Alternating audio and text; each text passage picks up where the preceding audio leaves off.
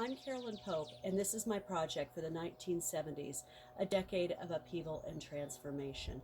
As you can see, I'm a flight attendant, and I began flying in 1989. When I started this project, I was looking at commercials and ads to see how women were being portrayed.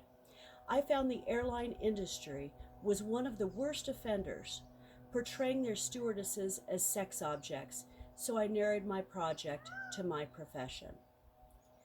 When I began flying 30 years ago, sexism was still prevalent, not as much with the customers, but certainly within our crew. Pilots were the ones who were misbehaving, though some passengers did as well. For example, pornographic images were hidden within the cockpit behind little doors, which the pilots found amusing to flash at us when we were in the cockpit serving them drinks or chatting. Teasing, sexual innuendos and comments, and invitations to spend the night were the norm, and this was the 1990s.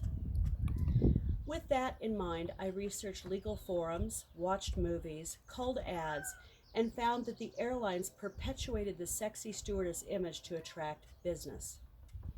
Despite Title VII, the Civil Rights Act of 1964, and the Discrimination Act of 1967, which forbade discrimination on age, the airlines found ways around these laws to continue to discriminate against women who were getting old and didn't fit the image the company wanted to portray.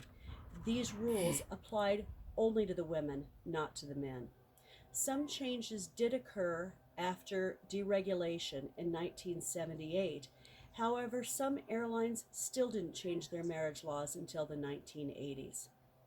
I am proposing that the airlines in the 1970s were trying to create a new image for their cabin crews to drive business after equal employment laws of the 1960s.